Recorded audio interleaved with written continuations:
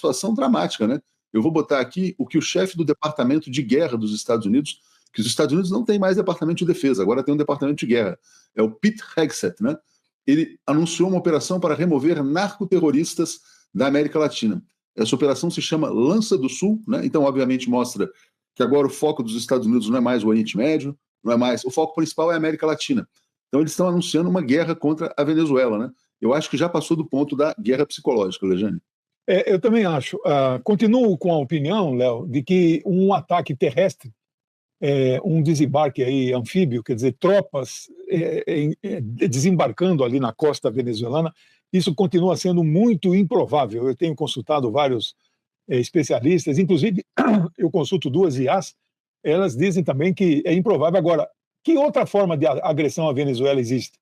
Duas formas, né? Ataque aéreo, para você devastar, então, impor sofrimento ao povo venezuelano, atingir o palácio presidencial de Miraflores, né? Então, Caracas, a capital, ser castigada com ataques aéreos. E a segunda forma é, sem desembarque nenhum, ali da costa do Mar do Caribe, os navios que tem agora o porta-aviões Gerald Ford, mas tem 8 navios que vão ao lado dele, chamado Grupo de Escolta. O porta-aviões não tem canhoneiras, só tem aviões. Mas os navios chamado Grupo de Escolta têm canhões que disparam mísseis de muita potência, de calibragens muito grandes, cujo ataque poderia desferir grande sofrimento e perdas materiais em várias cidades da costa venezuelana. Então, nesse momento, a opção de agressão venezuelana que os Estados Unidos têm em mãos são esses dois tipos de ataque, o aéreo e o marítimo via estas canhoneiras, né, que a partir desses navios que estão na costa. Isso pode ser iminente, viu, Léo? Com esse, como você diz aí, passou da fase de pressão psicológica, eles devem partir. O que é esse combate aos narcotraficantes na região sul? É manchete em todos os jornais da Ásia. Aliás, esse Lança do Sul, é isso, pode falar. Não, por isso que eu acrescento, quer dizer, que algumas pessoas acham que a chacina no Rio de Janeiro foi uma operação de combate ao crime. Eu acho que a chacina no Rio de Janeiro foi parte da Operação Lança do Sul, né? Houve um alinhamento entre a família Bolsonaro e o Departamento de Estado para que essas pessoas fossem assassinadas, para que o Brasil também fosse considerado um país narcoterrorista e também entrasse na mira do imperialismo, né? Então as pessoas têm que ter muito cuidado na hora de ficar defendendo chacina policial, não, tem que ser, né? Porque tudo isso serve a um propósito muito mais sinistro do que as pessoas imaginam. Olha, eu tive a oportunidade, inclusive, Lejane, de falar sobre isso na China, né, nas intervenções que eu fiz. O pessoal tem que estar ligado, quer dizer, a América Latina pode se transformar no novo Oriente Médio, aqui do nosso lado, né? O objetivo qual é, todo mundo sabe, é roubar o petróleo da Venezuela, né?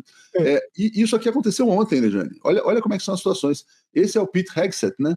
E ele teve muito orgulho em mudar a plaquinha do Departamento de Defesa dos Estados Unidos. Agora é Departamento da Guerra. E onde eles vão fazer guerra? Onde eles acham que os adversários são mais vulneráveis, né? Então começam aí pela Venezuela. É isso, Lejane, estamos entrando em tempos difíceis aí. Eu só queria fazer um complemento. Esse tensionamento, Léo, vai aumentar na proporção direta que a China e a Rússia ampliam suas presenças na América Latina. Isso é diretamente proporcional. Quanto mais a China se encontra com os pezinhos aqui, já são 22 países dos 34 latino-americanos que têm projetos na nova Rota da Seda, e a Rússia ainda está muito discreta perto da China. A China está mais avançada, mas a Rússia o centro da presença russa é exatamente a Venezuela, né? Então, quanto mais esses dois países lá da Ásia, bem longe daqui, fazem presença aqui, mais os Estados Unidos vão ficar desesperados, porque eles sentem perdendo o seu quintal, entre aspas, que sempre foi nós aqui dos países, né, nós latino-americanos, né? Exatamente. Bom, a gente também publicou, né, obviamente, o que está por trás dessa ação do Pete Hegseth, né? Uma fala do chefe, o líder da Assembleia Nacional Venezuelana, em que ele fala com clareza: querem roubar o petróleo venezuelano, né?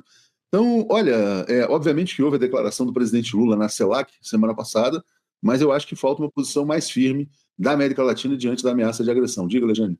Eu também acho, né, Léo? Se você fizer aí, então, os estudos geológicos comprovados, você sabe que existem várias classificações: inferidos, comprovados e já produzidos, em produção, né? Então, o fato de ser comprovado, mas se você não consegue extrair, também tem uma diferença, né? A Venezuela tem comprovado a maior reserva, 303,4 bilhões de barris.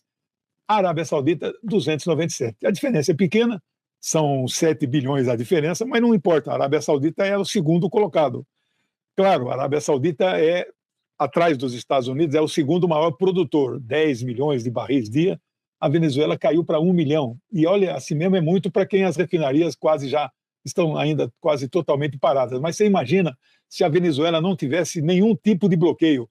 As suas refinarias poderiam estar num patamar de 5, 6 milhões de barris, poderia ser a segunda ou terceira maior exportadora de petróleo do mundo e um país altamente rico, com um povo altamente desenvolvido. Eles fazem exatamente esse bloqueio para impedir que esta riqueza seja usufruída pelo povo venezuelano, né? Então essa é a maior cobiça, esta é a maior riqueza. Enquanto essa Venezuela tiver um governo patriótico, que a renda do petróleo seja revertida em benefício do povo, este governo será sempre objeto, né, para ser derrubado, né, para ser colocado em seu lugar um governo traidor, um governo que não precise que os Estados Unidos invadam para tomar literalmente, né, que um governo entregue, né, espontaneamente. A Argentina foi invadida por dentro, né, na verdade. A Argentina foi invadida pelas redes sociais. O Elon Musk deu apoio total à eleição do Javier Milei. As empresas de mídia da Argentina também participaram da invasão interna da Argentina, porque elas servem ao imperialismo. Então, o Javier Milei foi promovido durante os últimos 2, 3 anos. E aí, com essa ocupação interna da Argentina pelos entreguistas, o país está completamente ajoelhado, de quatro, entregando todas as suas riquezas aos Estados Unidos. A Argentina cometeu suicídio econômico, né? Então, é uma situação muito grave. Bom, e o Jeffrey Sachs também fez um vídeo muito importante, né, deixando claro, né, Alexandre, é muito importante, né, que existam figuras como o Jeffrey Sachs que falem a verdade, mesmo dentro dos Estados Unidos, né, dizendo que o objetivo também é o roubo do petróleo venezuelano, né, no caso da Venezuela, como a gente vinha falando, né.